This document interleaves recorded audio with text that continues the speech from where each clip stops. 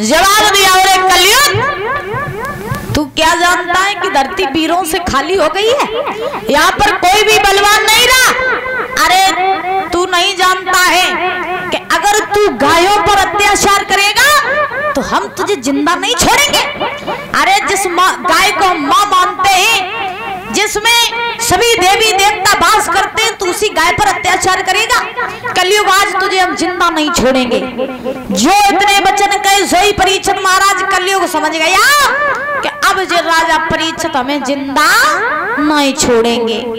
तो जैसे ही इतने वचन परीक्षित ने कहे तो कलयुग को मारने के लिए महाराज जैसे ही तलवार निकाली, वैसे ही आज कलयुग महाराज परीक्षित के चरणों में गिर पड़ा। जैसे ही परीक्षित के चरणों में गिरा है वो कलयुग तो जवाब दिया है कि हे महाराज परीक्षित, हम ये तो जानते हैं कि तुम बहुत बड़े पराक्रमी राजा हो, बहुत बड़े यशस्वी राजा हो, लेकिन तुम मेरी एक बात मानो कि हमें तुम मारो नहीं, हमें तो मारो नहीं, क्योंकि जो 4 युग हैं वो तो आकर के ही रहेंगे, क्योंकि मेरा नाम है कलयुग और मैं आकर के ही रहूंगा। तो आप हमें मारो नहीं, लेकिन आप हमें मारने की जगह कहीं रहने के लिए स्थान बता दो, कहीं रहने के लिए हमें स्थान बता दो, हम वहीं पर जा करके रह लेंगे, लेकिन आप हमें मारो नहीं।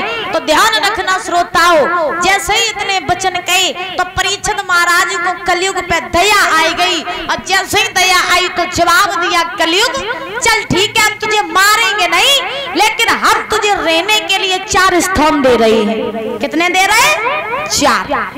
कौन कौन से स्थान दिए?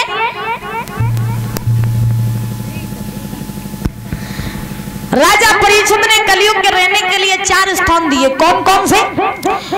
महाराज परीक्षित ने जवाब दिया कि ओरे कलयुग, सबसे पहला स्थान जहाँ पर शराब पीती होगी वहां पर तेरा वास होगा, पहला स्थान। दूसरा स्थान जहाँ पर जुआ खेलता होगा वहां पर तेरा वास होगा, और जहाँ पर मांस खबता होगा वहां पर तेरा वास होगा। और महाराज अंतिम स्थान दिया है कि हे कलयुग, जहाँ पर चरित्रहीनता होती होगी, जहाँ पर चोरी डकैती का पैसा होगा, बेईमानी का धन जहाँ कमाया होगा वहां पर तेरा वास होगा। महाराज 4 स्थान दे दिए कलयुग को रहने के लिए। अब माताओं ध्यान रखना, क्या जहाँ पर शराब पीती हो वहां पर कलयुग का वास होता है, और जिस स्थान पर कलयुग का वास हो जाए तो ध्यान रखना वहां पर विनाश निश्चित है।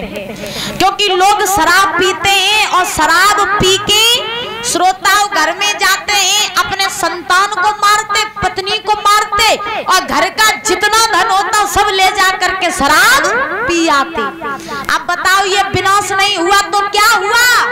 विनाश हुआ कि नहीं हुआ?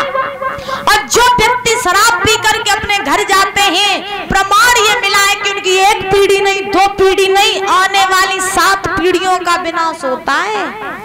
क्योंकि जैसा घर में बाप करेगा फिर संतान बनेगी, और फिर संतान होगी तो फिर संतान की भी संतान होती है, तो फिर वो भी ऐसा ही करेंगे। तो बताया जाता है कि 7 पीढ़ियों तक नाश हो जाता है। जो जुआ खेलते हैं, अगर महाराज पांडव जुआ न खेलते महाभारत में तो शायद है कि महाभारत होता। हाँ,